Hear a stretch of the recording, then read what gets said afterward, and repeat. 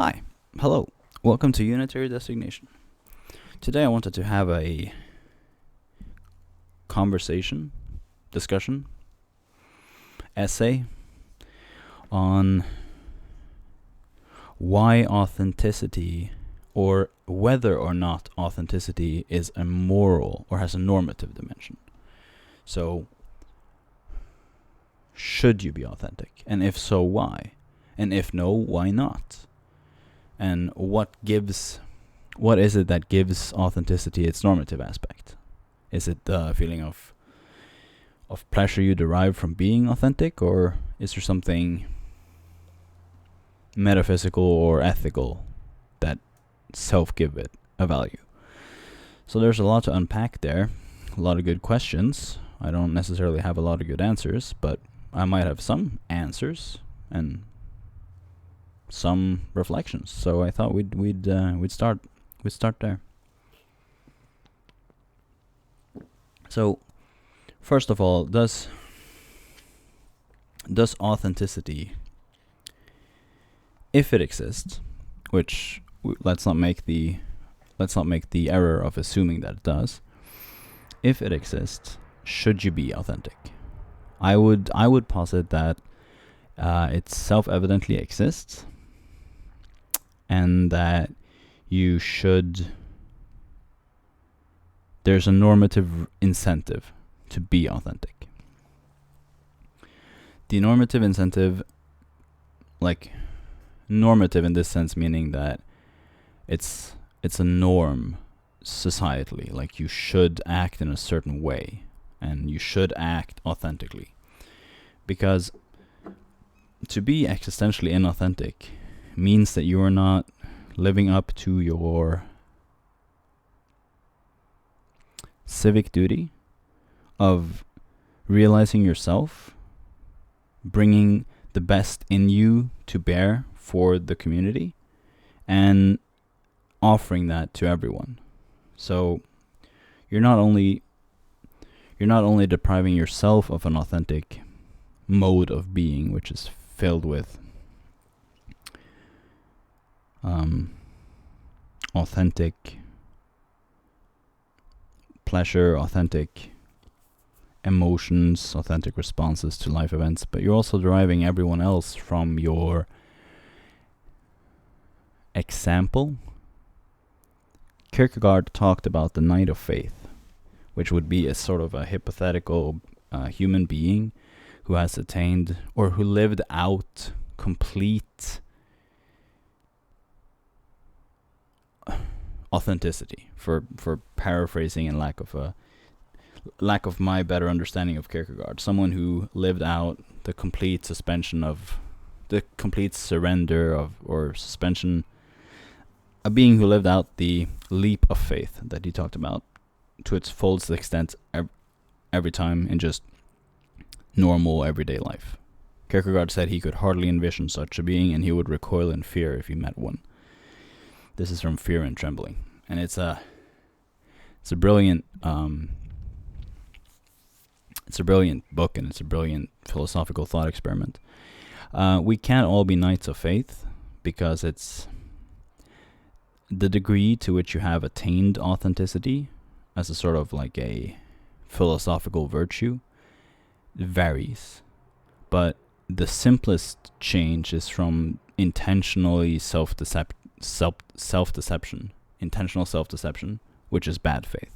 Like the change from bad faith to, okay, fine, I'll be authentic, I'll be what I am, I'll be authentic, I'll agree to what this situation is and what it calls for.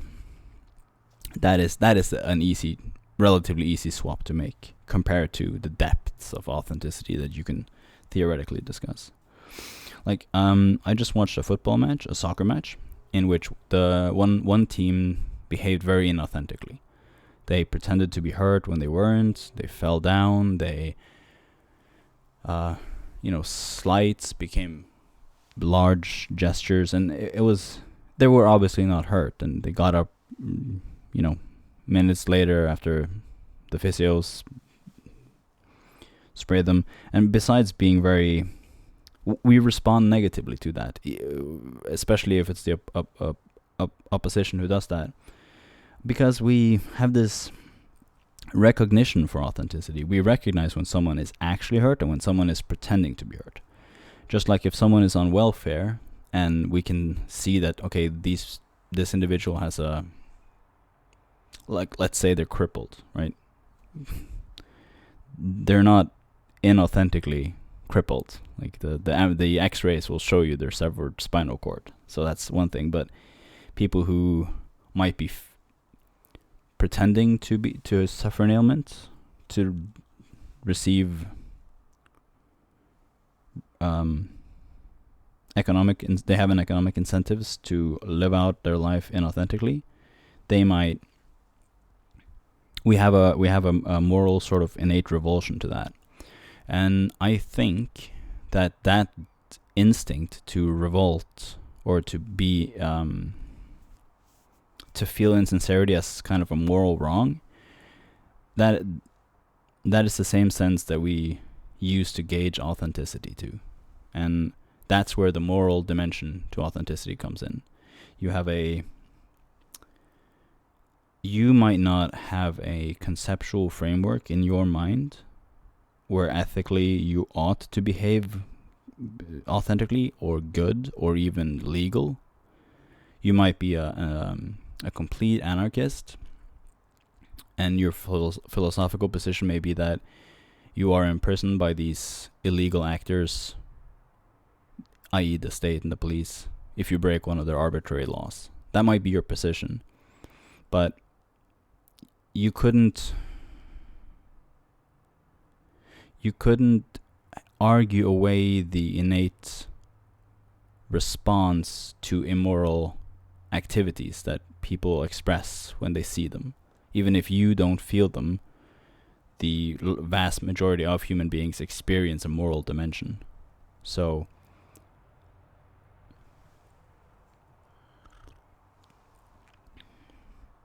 this, depending on how you use authenticity, I'm not equating authenticity with ethics or ethical sense, but I am saying that we respond ethically to people who are authentic. Now, we might bully them or belittle someone for showing too much of their personality in public in an unsophisticated way, but we wouldn't, the pushback towards that impulse to be something authentic is the fact that there's a pushback means that we've recognized it. Otherwise, there wouldn't be a response. There's no response without identification of behavior. So that's question one, right? Should you be authentic? I would posit that for yourself, just purely, not necessarily egotistically motivated, but for your own quality of life, you should aim at authenticity, because self-deception never leads you to a more fulfilled version of yourself, right? It rarely does. Like, you might luck into short-term economic gains or short-term social status by pretending to agree or go along with something you don't, but the chicken always comes home to roost. Like, there's always, you don't get away with violating your own moral compass consistently. There's psychological congruence, there's ethical implications, there's psychological implications, there's spiritual complications. You always end up in a suboptimal state where being authentic, the way I see it, means confronting the world as it is, confronting hard existential truths. And that's not something that's easily done, and it's not something that people are very keen to do, especially if they already have comfortable coping mechanisms in place. And the reality pokes hole in those coping mechanisms all the time. Every day you see something that contradicts the stories you tell yourself, and to the degree you have to explain those away, you experience cognitive dissonance. But let's say, okay, so that's my position, right? But let's say hypothetically that you didn't buy that like that argument. You said, okay, fine, like you've made your case, but I still don't buy why there's a normative aspect to authenticity. Like, even if it did exist, which, why would you grant me that, right? Philosophically.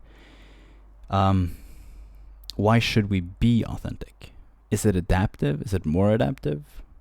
Does it maximize my accumulation of wealth? There seems to be a heavy personal investment in the pursuit of authenticity. And if I feel no inclination in that direction, why is it something that is normative? Why is it a moral good? Or even just not even moral or ethical. Why is it a good? Like, why is it a goal worth pursuing? Well, what is a goal? And what do you mean by should we be authentic? Like, if you say that there are certain ways we should seek profit, we should seek growth opportunities, we should seek stable long-term relationships, then no matter what sort of behavior you subscribe to personally, if you say that we should behave in any way, in any span of time, you're already subscribed to the notion of shoulds. So the question just becomes, should authenticity fit into our whole package of shoulds? Like, we have a long list of shoulds. Should get food, should sleep 7-8 hours, should exercise, should contribute to society, should not break the law, should X, should Y. So, you're saying that we agree that we should have shoulds, but should we add authenticity to that? Sell me on this. The opposite of that would be a sort of like an extreme form of relativism. There's no shoulds or goals, right? Should you add authenticity to a list of societal implications? I would say that confuses what authenticity is. You are authenticity. You're already the being that is asking the question of, should I add this to my shopping list of activities? You don't need to add another thing to do, like walking or jogging or getting a gym membership. It's not an ought, as in a societal conform to quality of life standard. It's a return to your original to something original, to something authentic within you. So it's like, should you? It's a tricky question, because it's like, if a car runs on suboptimal gas, or if a car runs with part of the engine missing, and I say you should return the car to its original intended state, that only holds value if you think things should work optimally. So if we agree that things should work in their optimal state, and that authenticity is the optimal state, then I don't see an objection to authenticity being good or merited, or even something we should talk about and aspire to. But if we disagree on the concept of things being in their optimal state being a good, being something we should pursue, being a value, then you can criticize authenticity. So you can either criticize we should aspire to good things, or authenticity is a good thing. But once you subscribe to one of those, they're intrinsically linked. Now, but you might say, okay, well, fine, things should work optimally. Human beings being considered a thing in this case, but you still have the burden of proof to prove that what you mean by authenticity is the good thing. Like, there's a lot of different notions of authenticity, and there's a lot of different belief systems and spiritual systems and philosophical systems and ethical systems, and what makes your system so exclusively, like, how can you even propose that it's the good? Well, this is where the existentialists bring forth. Heidegger talked about authenticity as being towards death, and in silence, in time and being in time. And one of the reasons why he mentioned death as an important marker for authenticity is because it brings home the point that you are already existing and you're already a being engaged. You experience what Heidegger called thrownness. You're already engaged in the life world. Your Dasein is already engaged in Dasein. So, yeah, the fact that you have a temporal dimension that will end brings forth the notion of finitude for you. This is what I mean by confronting existential truths. You will die, and you are living right now, and there's a way to live that is better than other ways. And this is the point we're discussing, is the fourth one, which would be you should live in this optimal way. Now, why should you live in an optimal way? And reminder, it's optimal for you. It's not about what I want you to do. It's about your optimal way of being, your authentic way of being. It's a question that the philosophers Nietzsche, Heidegger, Sartre talked about authenticity as freedom, as confronting your radical freedom. Heidegger talked about amor fati, love of fate, that you should live your life as if it would continue in the same manner forever. And Heidegger talked about finitude and being towards death. And Kierkegaard talked more about authenticity as sort of like he didn't use the term, but I think it was Heidegger who used the term, German for Eigentlichkeit, which is similar to Norwegian Egentlighet, how you really are. So Kierkegaard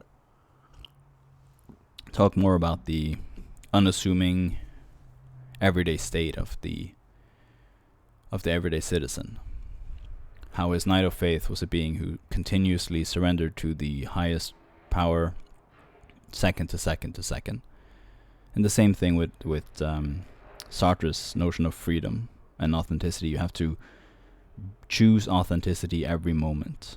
The only constant is change, and authenticity is like coming to terms with that change and adapting and living in accordance with what every moment calls for. So that's a big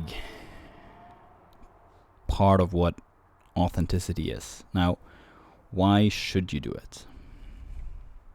Or let's ask another question. Can you get away with not doing it first? Because if you can't, then there's no should. There's just authenticity. Yeah. People can live inauthentic lives their whole lives. Their quality of being will go down, and the quality of their relationships will go down, presumably. But you can do it. People do it all the time. All the time. Only at their deathbed or near their death do people seem to come to terms with the fact that they've been mortal, or that they've been a contingent being. And authenticity is also strongly linked to individuality. Like,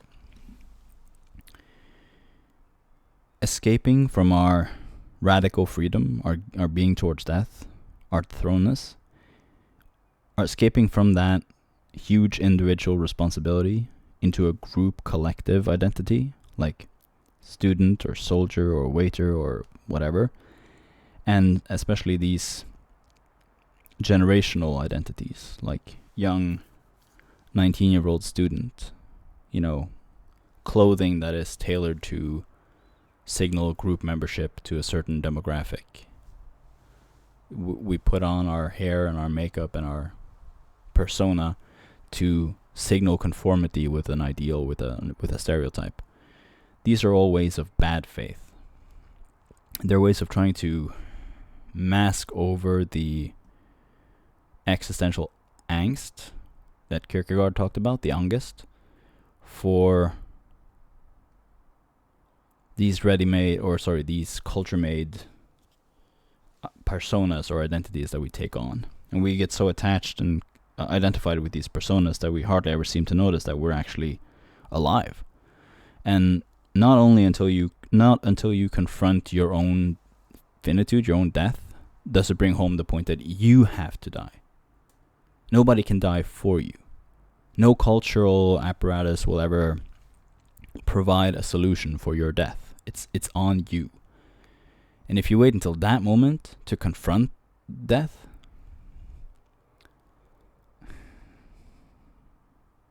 should you wrestle with your mortality while you're alive? Is there a normative reason to do that?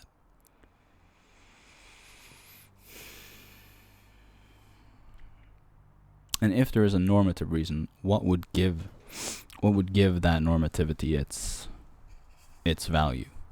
Are there normative things? One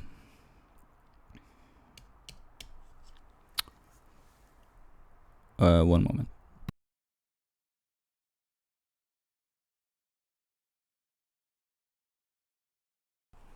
I would say yes, there are normative things. There are ways you should behave. Should, not could. Should. Now, Sartre would point out you are radically free to choose your life. You are, yes. But there are still ways of being that your genetic makeup respond to as wrong. Like, the reason we have moral revulsions towards certain things is because we have a genetic blueprint. We have our genes want to behave in certain ways. Even in antisocial or atypical behavior, it's still the expression of what you feel should be done at that moment. And that what you feel should be done comes from your anchoredness in your biology. Like, the genes tell your body how to metabolize sugar, and they also tell you how to incentivize goals. And the reward pleasure system in the brain is strongly linked to motivation. So it's all linked to a physical anchoredness. And your responses to situations are not chosen. Like if a car crashes in front of you, or your girlfriend breaks up with you, or just something trivial like a friend presents you with a beer, your response to that will be very immediate. You won't have time to stop being, escape to some platonic idea realm and sort of like reflect, what should be my response to this for a lengthy period of time. You don't have that. Life sort of happens to you, and you don't necessarily choose your responses as much as you might think.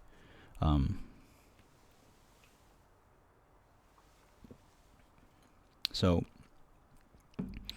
what authenticity is, for me, is coming closer to a coherent union with your intuitive grasp of the situation and your being.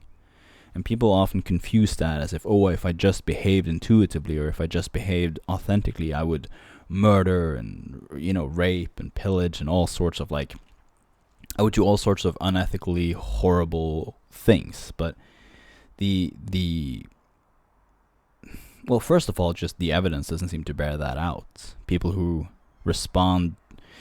seem to express larger degrees of authenticity often behave more in tune with what the situation calls for.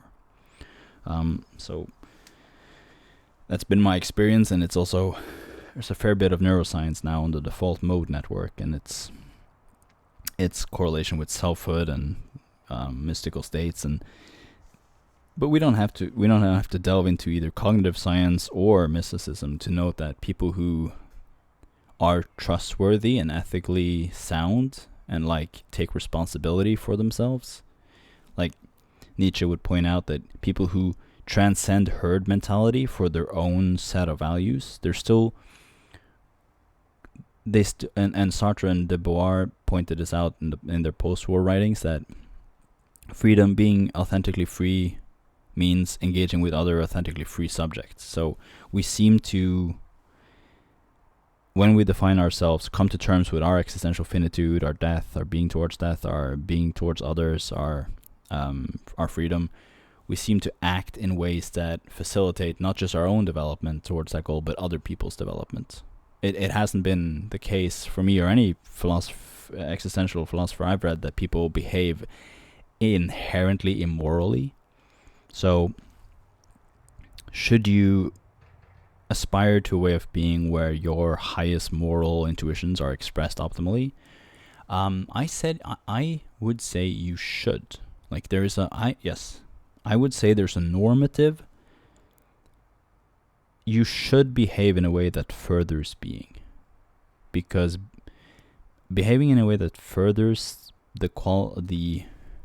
in a way that furthers being is a value in and of itself. It has its own anchored value. It prescribes actions in a normative manner. You should act in a way that positively benefits being, and you should not act in a way that negatively impacts being. And you have to find out for yourself what negatively impacts being and positively impacts being means. I can't tell you how you should act in the situations pertinent to your life, but you should behave in an optimal manner. The fact that you can means that you should. Why is that? I don't know if there is a why to that. I think it's a self-evident truth.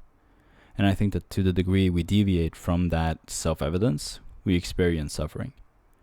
Now you can say, okay, sure, we can deviate from the existential ideal and we can experience suffering.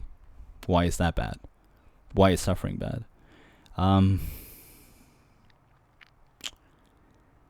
Well, that depends on what you mean by bad. Like, what do you mean by bad? Is suffering bad? Like, what do you mean? Because you're asking me about a mode of being. You're asking me about a behavior. If you ask that question, why is X bad? Bad implies that it deviates from some sort of expected behavior pattern. So I don't understand the question. Is optimal functioning moment to moment bad as opposed to good as opposed to bad? It seems to imply that these value judgments of bad and good have their own validity. So if you believe in validity of being, you believe in validity of action, you believe in good actions and bad actions, then saying that the best possible action moment to moment is good is like saying the most stoniest stone is the best stone. It isn't an actual question. It seems to ask, should I strenuate myself, work hard towards authenticity, or should I lay back and not worry about it all that much? It doesn't seem to ask the fundamental question of is authenticity real, or is it something that inherently lends itself to value? Those seem to be separate questions.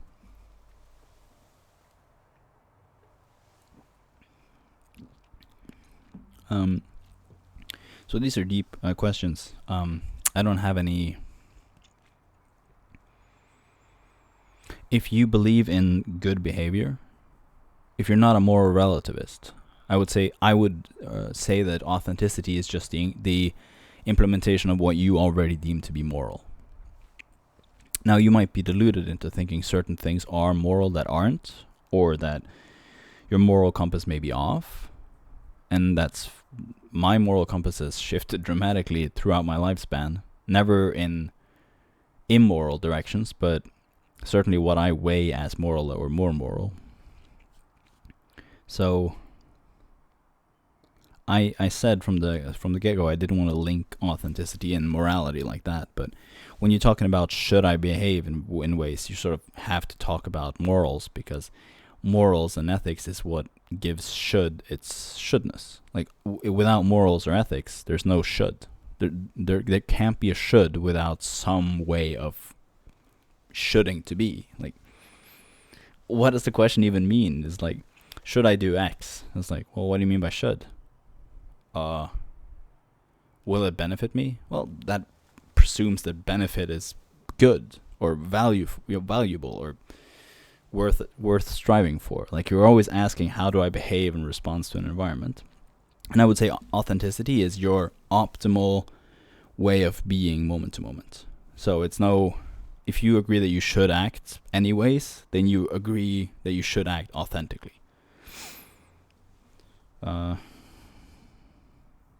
Yeah. So that would be my take on whether or not authenticity is normative, or whether you should be authentic. If you have any questions, because this was unstructured and lengthy and maybe not even well clarified, please ask. Please. Because it will allow me to further clarify my thoughts as well. So, good talk. Goodbye.